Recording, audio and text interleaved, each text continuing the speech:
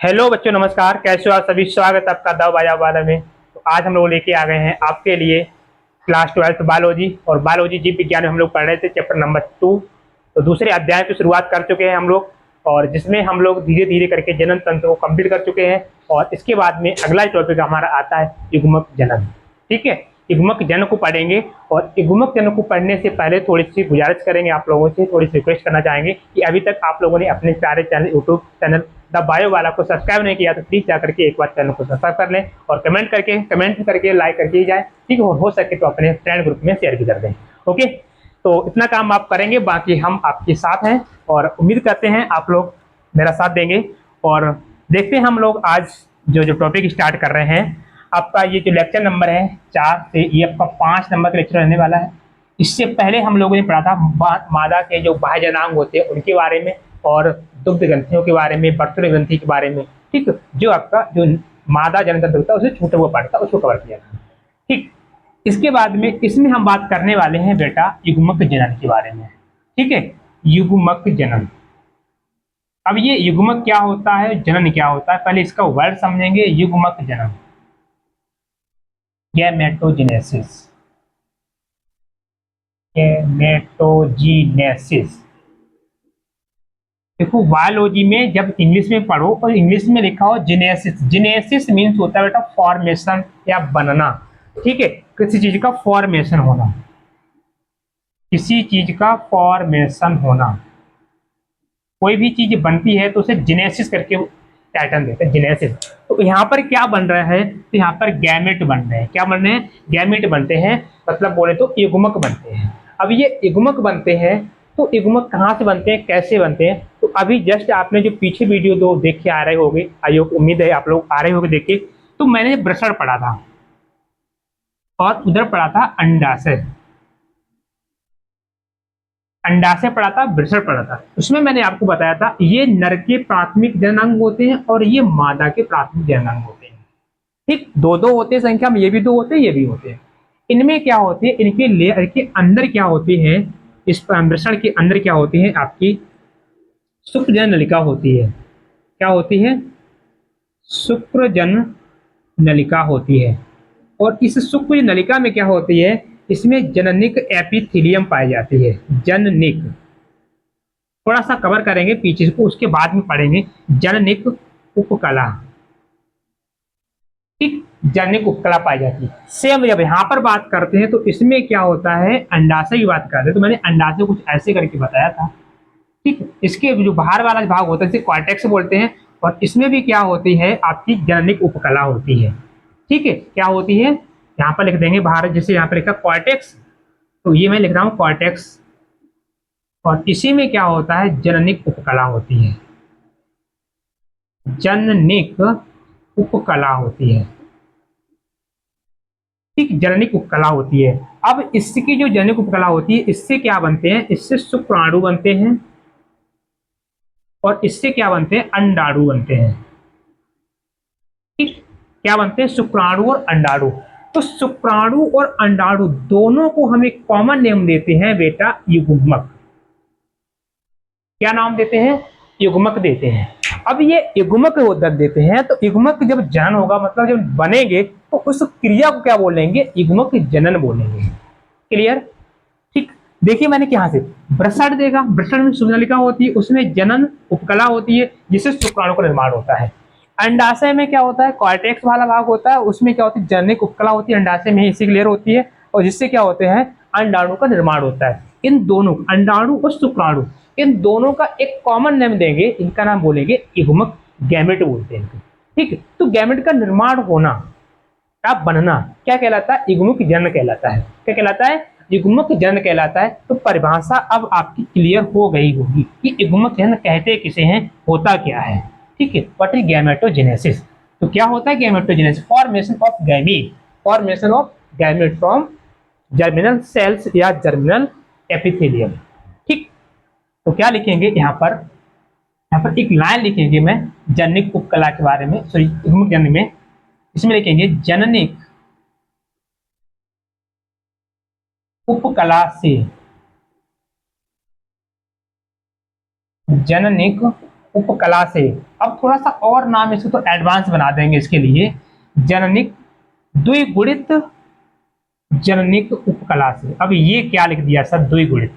बेटा जब मैंने ये चैप्टर पढ़ाया और इससे पहले भी जब फर्स्ट चैप्टर पढ़ा था उसमें भी मैंने आपको बता दिया कि जब तक कोशिका में अर्धसूत्री विभाजन नहीं होता है तब तक शरीर की हर कोशिका द्विगुणित होती है। ठीक है, ये सब काम आएगा। हर कोशिका द्विगुणित होती है, जब इसमें हो जाता है अर्धसूत्री विभाजन तब वो अगुणित हो जाती है। तो यहां पर मैं लिख रहा हूं द्विगुणित, मैंने लिखा द्विगुणित जननिक उपकला से युग्मक बनना या युग्मक बनने की प्रक्रिया, युग्मक बनने की प्रक्रिया प्रक्रिया को की प्रोसेस को युग्मक जनन कहते हैं। युग्मक जनन कहते हैं। ठीक, अब ये क्या लिखा है सबकी बात करेंगे। युग्मक जनन, द्विगुणित जननिक उपकला से युग्मक बनने की जो क्रिया होती है, जो प्रोसेस होता है पूरा, उसे कहते हैं युग्मक जनन। अब ये युग्मक जनन क्या होता है, मतलब हम बात करते हैं मानव में, इंसानों में बात करते हैं तो मानव में क्या होता है, ये अलग अलग क्रिया होती है क्योंकि अलग अलग गैमेट होते हैं, अलग अलग युग्मक होते हैं, तो क्रिया भी अलग अलग होगी, अलग अलग बॉडी में संपन्न होती है। तो इसमें सबसे पहली क्रिया हम कौन सी पढ़ते हैं, इसमें सबसे पहले हम पढ़ते हैं शुक्राणु जनन। क्या पढ़ेंगे, शुक्राणु जनन। शुक्राणु, क्योंकि शुक्राणु भी आपका एक गैमेट होता है, मेल गैमेट होता है, नर के वृषण होते हैं उनमें बनता है। ठीक, तो देखो ये मैंने सिंपल बताया क्या होता है आपका युग्मक जनन। अब युग्मक जनन में आपके युग्मक जनन ये दो क्रिया रहती है, एक ओजिनेसिस होता है जिसे बोलते हैं अंडाणु जनन, एक होता है आपका शुक्राणु जनन। तो आज के क्लास में हम खत्म करेंगे किसको, शुक्राणु जनन को। तो शुक्राणु जनन क्या होता है, तो शुक्राणु जनन की हम बात करते हैं। जैसे यहाँ पर क्या लिखा मैंने, द्विगुणित जननिक उपकला से युग्मक बनने की प्रक्रिया को युग्मक जनन कहते हैं, क्योंकि वो दोनों में थी। मैंने अभी बताया था चाहे अंडाशय हो चाहे आपका वृषण हो, दोनों में जननिक उपकला पाई जाती है और वही जननिक उपकला से क्या होते हैं, आपके अंडाणु या शुक्राणु का निर्माण होता है। ठीक, क्लियर। तो अब हम बात करेंगे इसमें शुक्राणु। तो अब यहाँ पर परिभाषा थोड़ी सी चेंज यूं टर्न लेगी, और कैसी लेगी तो वो यहाँ पर आप देखेंगे। यहाँ पर मैं दोनों वर्ड लिखूंगा, वृषण भी लिखूंगा और शुक्र नलिका लिखूंगा, आपको जो लगे वो आप लिख सकते हो, वृषण या शुक्रजन नलिका। शुक्रजन नलिका की जननिक उपकला से की द्विगुणित, ये तो मैं लिखूंगा क्योंकि ये तो भाई पहले लिख दिया, द्विगुणित जननिक उपकला, नलिका की द्विगुणित जननिक उपकला से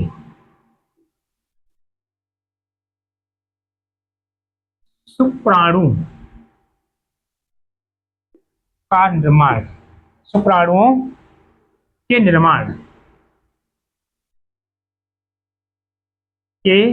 निर्माण की क्रिया को शुक्राणु जनन कहते हैं।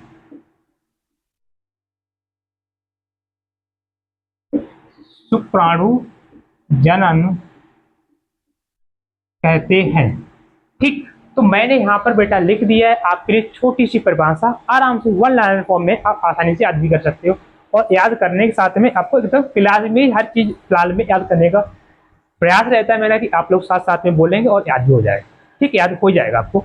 तो यहाँ पर मैंने क्या लिखा है आपके लिए शुक्राणु जनन में कि वृषण या शुक्रजन नलिका, क्योंकि वो वृषण के अंदर ही होती है, मैं संरचना पढ़ के आ रहे हैं पीछे भाई। ठीक है, तो इसमें मैंने क्या लिखा है आपके लिए, वृषण या शुक्रजन नलिका की द्विगुणित जननिक उपकला से, द्विगुणित जननिक उपकला से शुक्राणु बनने की प्रक्रिया को शुक्राणु जनन कहते हैं। बस जो ऊपर थी उसी को थोड़ा सा तोड़ के ऐसा करके उसको लिख दिया है। ठीक है, तो अब यहाँ पर हम देखेंगे यह जो क्रिया होती है, शुक्राणु जनन क्रिया होती है, ये दो पदों में पूरी होती है। कितने पदों में पूरी होती है गुरु, तो लिखेंगे ये क्रिया दो पदों में पूरी होती है। दो पदों में पूर्ण होती है, पूरी होती है। कौन कौन से दो पद हैं उनकी बात करेंगे। तो सबसे पहले क्या बनता है, स्टार्टिंग में क्या बनता है, तो इसमें क्या होता है, सबसे पहले बनता है आपका स्पर्मेटिड्स। ठीक है, क्या बनता है, स्पर्मेटिड्स। स्पर्मेटिड्स ये क्या होता है, इससे प्रपशु शुक्राणु बोल सकते हैं, या शुक्राणु प्रपशु बोलते हैं, या ऐसे बोलते हैं पूर्व शुक्राणु। पूर्व शुक्राणु। ठीक। दूसरा जो टर्म होता है, दूसरे नंबर का जो पद होता है, इसे बोलते हैं शुक्राणु का निर्माण। या यहाँ पर जो शुक्राणु होता है उसका परिपक्वन होता है, उसका निर्माण होता है।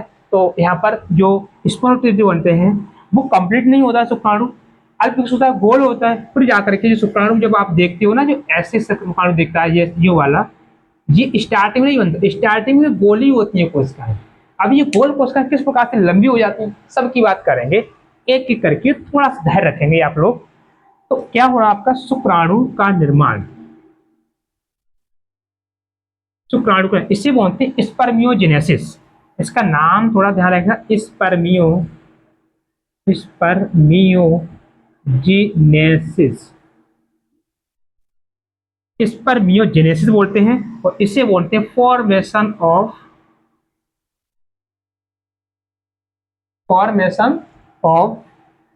स्पर्मेटिड्स।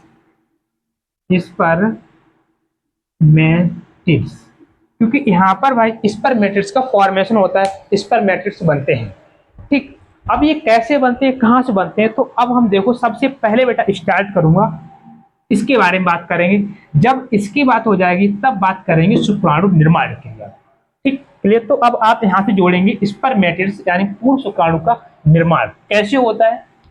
तो एक डायग्राम की सहायता से हम मान लेंगे हमारे पास एक क्या है, एक जननिक उपकला है, शुक्र नलिका है। और उस शुक्र नलिका की क्या है, शुक्र जनन नलिका की क्या दे रखी है हमारे लिए, उसकी जननिक उपकला दे रखी है।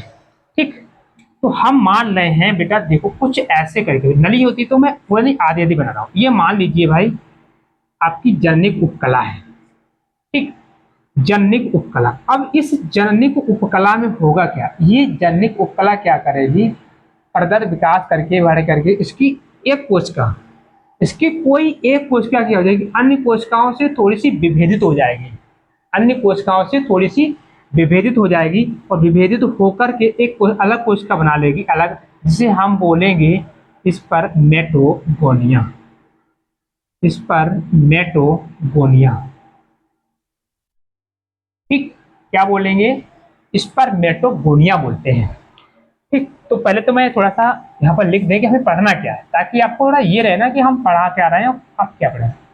पूर्व शुक्राणु पढ़ रहे हैं या स्पर्मेटिड्स का निर्माण कर रहे हैं। स्पर्मेटिड्स ये पहली अवस्था होती है जो शुक्राणु बनते हैं, उसकी पहली अवस्था क्या बोलते हैं, स्पर्मेटिड्स का निर्माण। निर्माण। अब ये जो होती है इसकी भी बात करेंगे। इसकी जो बात होती है आपकी स्पर्मेटिड्स जो होती है, ये अपने आप में तीन प्रावस्थाओं में बटी होती है।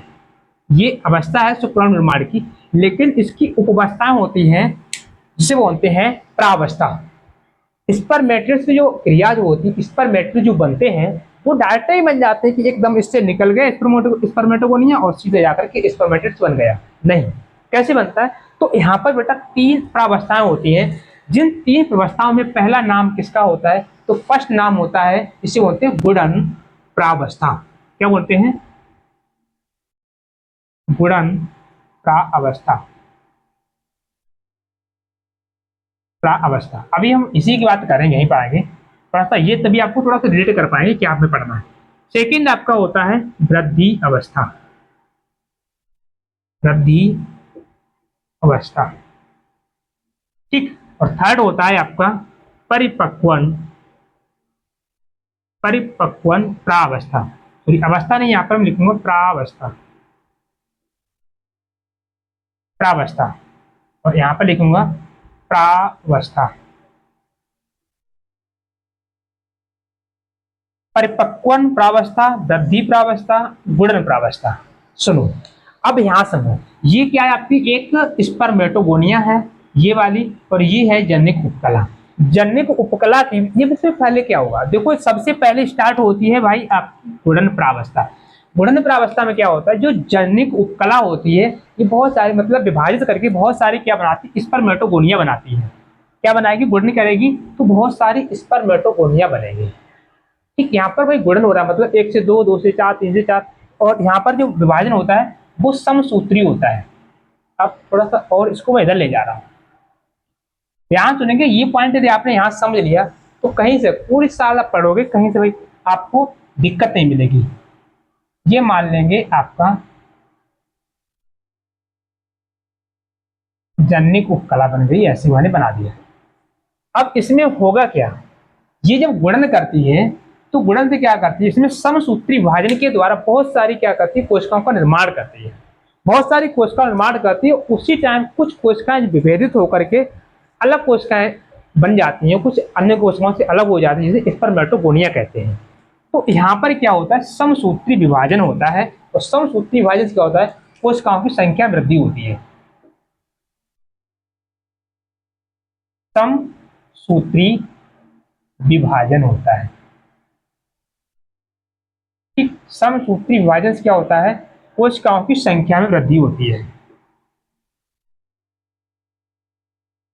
कोशिकाओं की संख्या में वृद्धि होती है। गुणन हो रहा है, इसके मतलब क्या होगा, अभी तक कोशिकाएं द्विगुणित है, द्विगुणित ही रहेगी।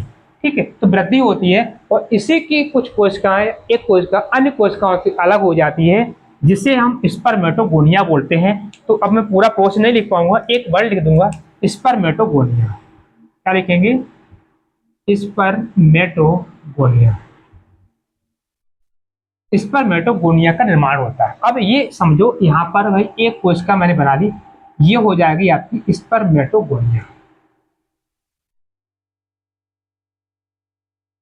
ठीक, स्पर्मेटोगोनिया बन गई। अब ये स्पर्मेटोगोनिया क्या करेगी, अब यहां से जो बन जाती है, अब इसमें शुरू हो जाती है भाई वृद्धि प्रावस्था। क्या हो जाएगी शुरू, वृद्धि प्रावस्था शुरू हो जाएगी। थोड़ा सा पानी पिएंगे, जस्ट 1 सेकेंड।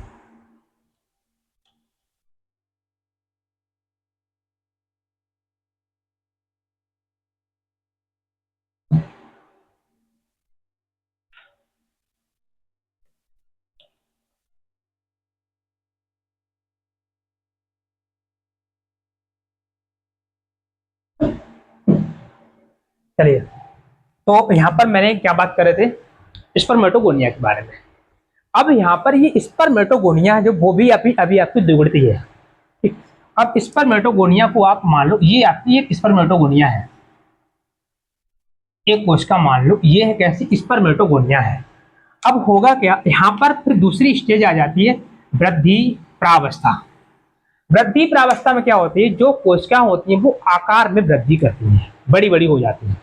किस हो जाएंगी, बड़ी बड़ी हो जाएगी, मतलब एक कोशिका है वो आपकी थोड़ी सी अपने साइज को बढ़ा देगी। जैसे ये कोशिका है, ये कोशिका, ये भी चलो ये लिख देंगे ऐसे करके 2n की पहचान रहेगी, हाँ ये द्विगुणित है। और अगली ये जब अवस्था आएगी तो ये 2n कोशिका है वो बड़ी हो जाएगी, गुणन प्रावस्था, सॉरी वृद्धि प्रावस्था में थोड़ी सी आकार में वृद्धि कर लेती है। ठीक, इस वृद्धि कर लेती है तो इस कोशिका को हम क्या बोलते हैं, इसे बोलते हैं प्राथमिक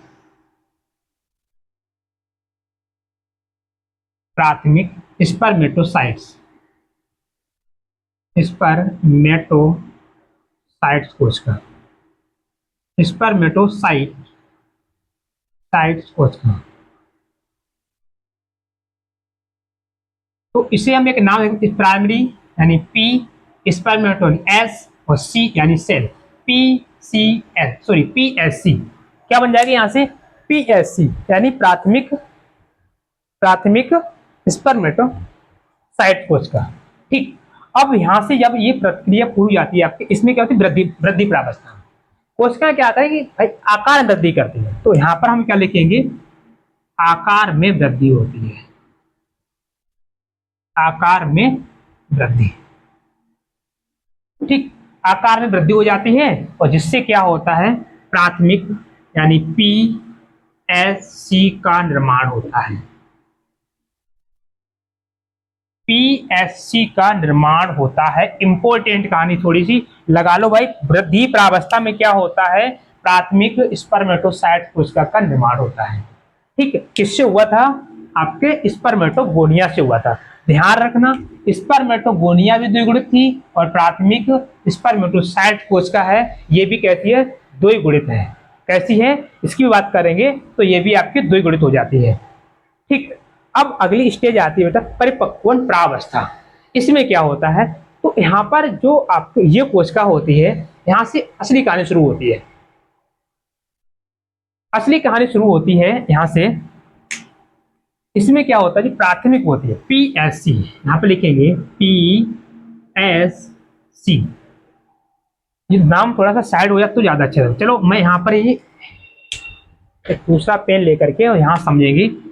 ये जो कोशिका है, ये कोशिका मैं यहाँ इंडिकेट कर रहा हूँ, इधर होगा क्या, सबसे पहले इस प्रावस्था में क्या होगा, जो PSC कोशिका होती है, प्राथमिक यानी प्राइमरी स्पर्मेटोसाइट सेल, इसमें क्या होगा, अर्धसूत्री विभाजन फर्स्ट होता है, अर्धसूत्री विभाजन प्रथम। अब यहाँ पर भाई परिपक्व हो रही है, अर्धसूत्री फर्स्ट होगा, जिसके फलस्वरूप क्या बनेगी, एक से दो कोशिकाएं बनेगी, लेकिन वो कैसी होगी, अगुणित होंगी। ठीक, एक से कितनी बन गई, दो, और कोशिकाएं कैसी रह गई, अगुणित हो गई। ठीक, कैसी हो गई, अगुणित हो गई। अब अगुणित होने के बाद में क्या होता है, फिर से क्या होता है, इन कोशिकाओं में, चलो इन कोशिका को नाम दे देंगे, तो इस कोशिका का नाम हो जाएगा, ये थी आपकी प्रथम, ये हो जाएगी द्वितीयक। क्या हो जाएगी, ये हो जाएगी द्वितीयक, द्वितीयक स्पर्मेटोसाइट्स।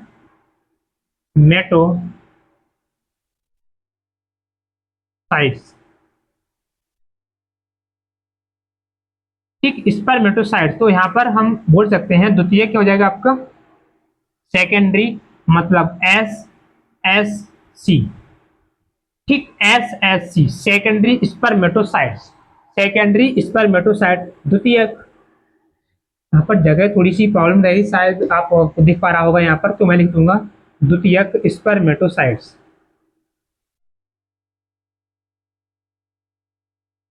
स्पर्मेटोसाइट्स, ये कोशिका है आपकी द्वितीयक स्पर्मेटोसाइट्स। अगेन क्या होता है, इसी परिपक्वन अवस्था में क्या होता है, जो PSC होती है, PSC प्राथमिक क्या होता है आपका, पहला हुआ मियोसिस, अर्धसूत्री विभाजन फर्स्ट हुआ, जिससे क्या हुआ आपका SSC बन गई, SSC सेकेंडरी स्पर्मेटोसाइट कोशिका है, सेल्स।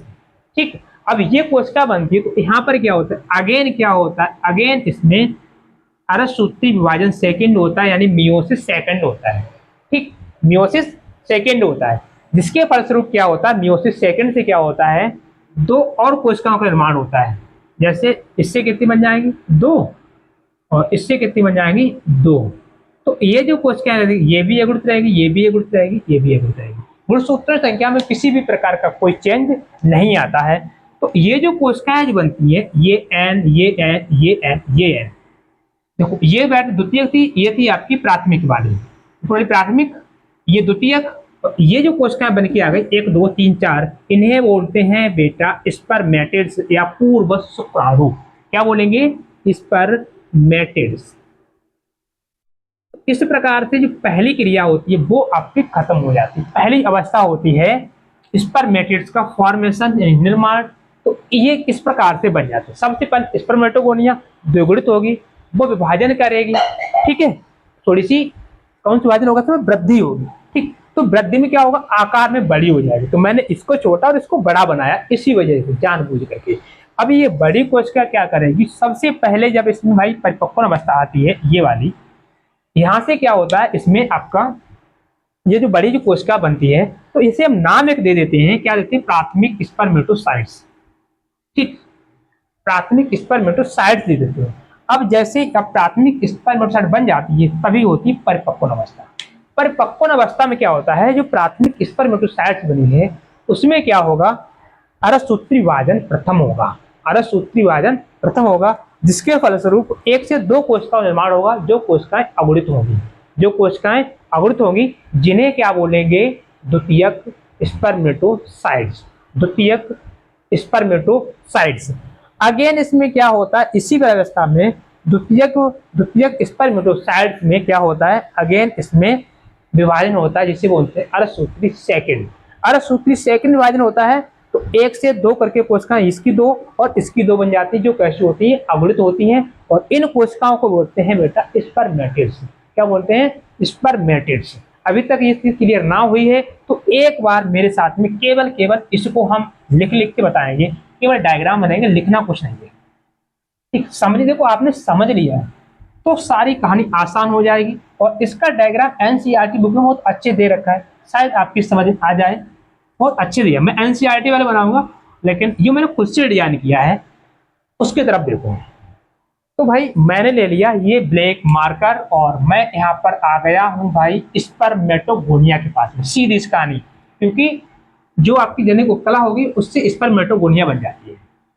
इसका नाम हो जाएगा स्पर्मेटोगोनिया। अब हिंदी में इसका नाम होता है शुक्राणु जन्म कोशिका, जिससे शुक्राणु का निर्माण होगा, इसे मैंने बोल देंगे शुक्राणु जन्म कोशिका। अब थोड़ा सा याद करने के लिए भाई ये द्विगुणित होगी। अब इसमें क्या होगा, इसमें ये गुणन अवस्था करती बहुत सारी बन जाती है, लेकिन मुझे बहुत सारी नहीं बनानी, मैंने एक बना दी। अब इसमें क्या होती है, इसमें यहां से अवस्था आ जाएगी प्रावस्था। कौन सी प्रावस्था आ जाएगी आपकी, वृद्धि प्रावस्था। ध्यान से एक एक अवस्था चीज को समझेंगे। वृद्धि प्रावस्था, इस वृद्धि प्रावस्था में क्या होता है, कोशिकाएं नंबर में नहीं बढ़ती है, कोशिकाएं आकार में बढ़ती है। तो भाई ये आपके आकार में बढ़ गई, इतनी बड़ी कोशिका हो गई, जिसका नाम मैंने दे दिया है, ठीक है, 2n इसमें थी, इसमें भी थी, इसका नाम हो जाएगा बेटा प्राथमिक। क्या लिखेंगे इसके लिए, पेन चलाना ही नहीं है, इसे लिखेंगे प्राथमिक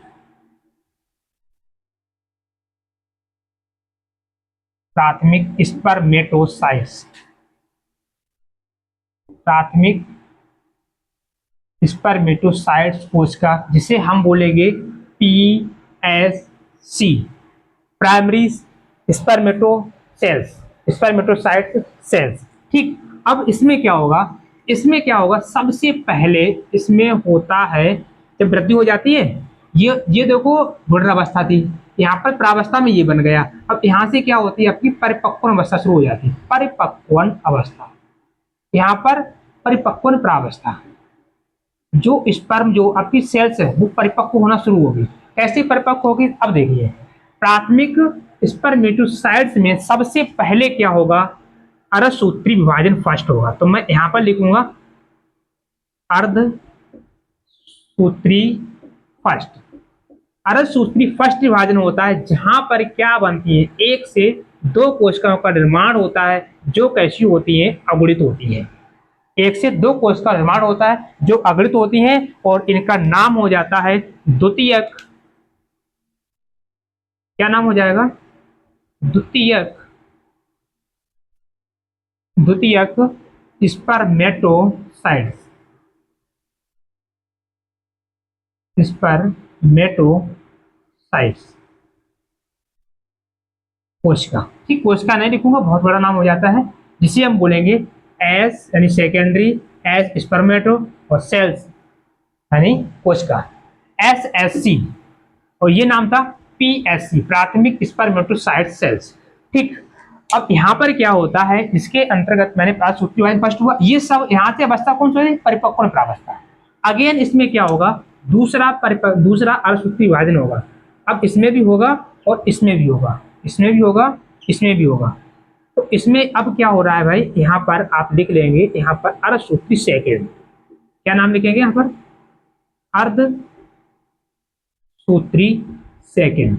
अर्धसूत्री सेकंड होता है वो आपके समसूत्री जैसा होता है, किसी भी प्रकार कोई गुणसूत्र में चेंज नहीं आएगा, ठीक, जो कि समसूत्री में नहीं आता है।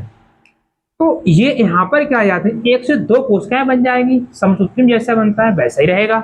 ठीक, और दोनों कैसी होंगी, अगुणित होंगी, ये भी अगुणित होगी, ये भी अगुणित होगी, ये भी अगुणित होगी। ठीक, तो ये जो चार कोशिकाएं बनती हैं इनका नाम हो जाएगा भाई स्पर्मेटिड्स।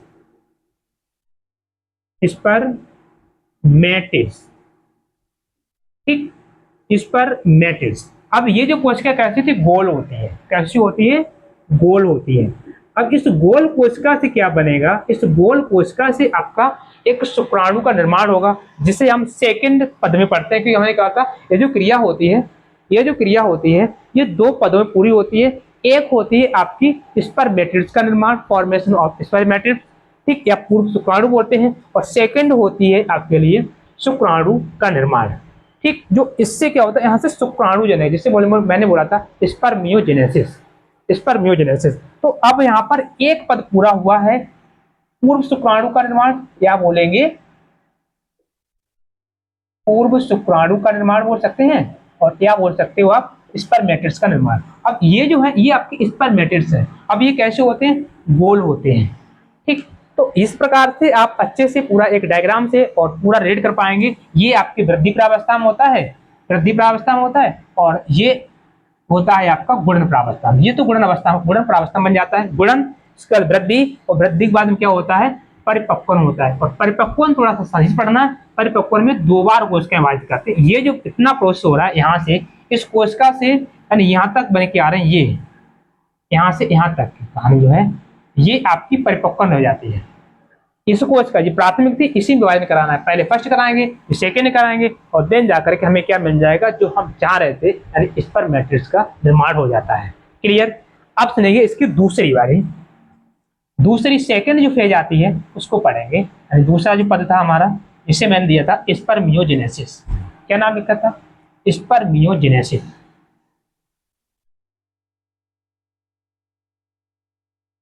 स्पर्मियोजेनेसिस। तो अब भाई इसको भी हटा देंगे, ये भी हमारा पूरा हुआ है, इसको नहीं पढ़ना है। अब शुक्राणु का निर्माण करना है।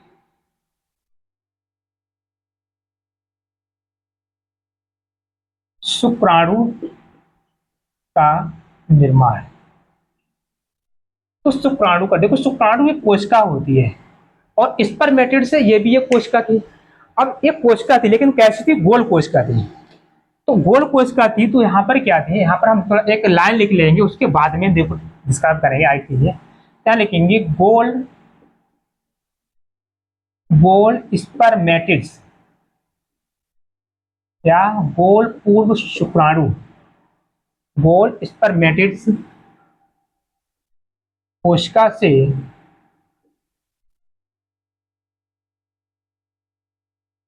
से पूंछ युक्त, पूंछ युक्त शुक्राणु, या कैसे हम बोल सकते हैं, अचल स्पर्मेटिड से चल शुक्राणु, ऐसे लिख सकते हैं। क्योंकि ये अचल है और वो चल होता है, क्योंकि उसमें आ जाता है चलने के लिए ये जो पूंछ होती है ना, पूंछ युक्त शुक्राणु का निर्माण। ठीक, का निर्माण ही क्या कहलाता है, आपका स्पर्मियोजेनेसिस कहलाता है। क्या कहलाता है, स्पर्मियोजेनेसिस कहलाता है। अब कैसे होता है, तो सुनिए बात। इसमें होता क्या है बेटा, जैसे मैं एक कोशिका बना रहा हूं, इस कोशिका में क्या होता है, केंद्रक होता है। कैसा होता है, गोल होता है सर। ठीक है, और क्या होता है, माइटोकॉन्ड्रिया होता है। तो एक माइटोकॉन्ड्रिया होता है, माइटोकॉन्ड्रिया। और क्या होता है, इसमें क्या होता है, गोल्जी काय होता है। ठीक है, गोल्जी बॉडी होती है, गोल्जी बॉडी होती है। ठीक, और क्या होता है इसमें, सेंट्रियोल होता है। क्या होता है, सेंट्रियोल होता है। ठीक, और क्या होता है इसमें, साइटोप्लाज्म होता है, कोशिका द्रव होता है, साइटोप्लाज्म होता है। अब ये सब होता क्या, करता कहाँ जाकर, मतलब ये सब कहाँ चला गया। ठीक, ये गोल कोशिका होती है। अब मैं थोड़ा समय और एक मिनट होगा, अब माने चलिए ये आपका मैं बना रहा हूँ शुक्राणु।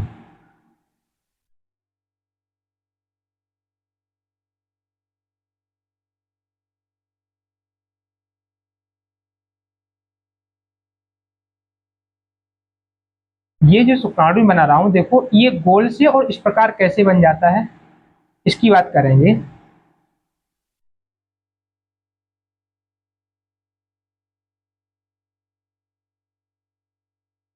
ये आपका शुक्राणु कुछ ऐसा करके दिखता है, ठीक।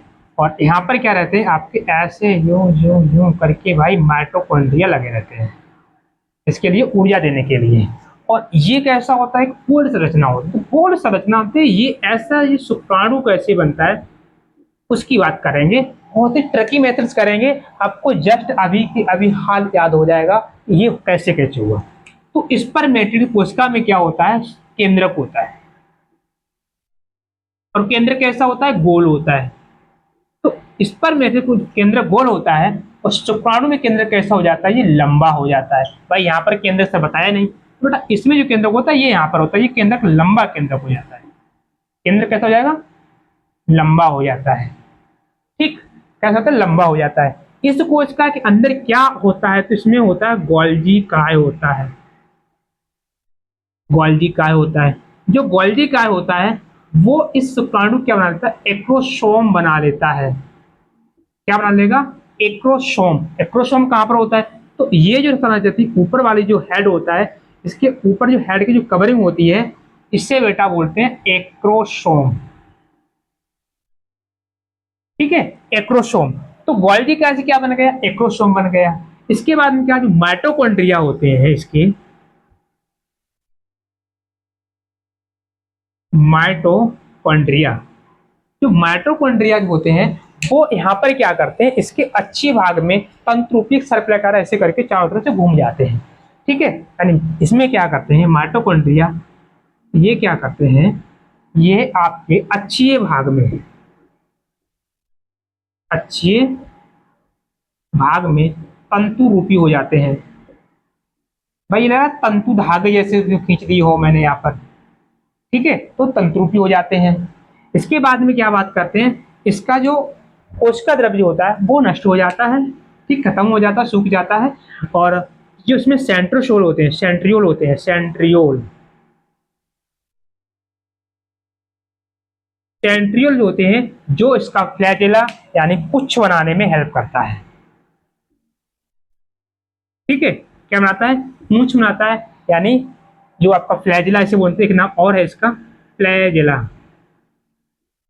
ठीक है। फ्लैजेला बनाने में हेल्प करता है, जिसकी सहायता से क्या करता है, ये मूवमेंट करता है। ये अलग टॉपिक है, इसको भी पढ़ेंगे। ये हेड होता है, इसकी गर्दन होती है, ये आपकी पूंछ होती है, ठीक है, वो बाद की बात करेंगे। अभी मैंने क्या पढ़ा था, केवल शुक्राणु का निर्माण। तो किस प्रकार से शुक्राणु निर्माण हुआ है, अभी तक आपको मैंने जितना बताया है उतना एक एक पॉइंट क्लियर हो जाना चाहिए, ठीक है। इससे आसान शायद आपको सर्च करो मिल जाए, क्लास में तो मुश्किल पड़ जाएगा, लेकिन आप देखिए और एक बार जरूर इस वीडियो को लाइक करके ही जाएंगे, ठीक है, क्योंकि ये बहुत ही शॉर्ट में तो अच्छे तरीके से मैंने डिजाइन किया रहता है आपके लिए स्पेशल। और इसी प्रकार से आपको मैं लेके आऊंगा अगला जो आपका जो प्रोसेस रहता है वो जेनेसिस यानी अंडाणु जन्म का, ठीक है। तो मैंने ये मेरे साथ में, थैंक यू और देखने के लिए बहुत बहुत धन्यवाद आप लोगों का।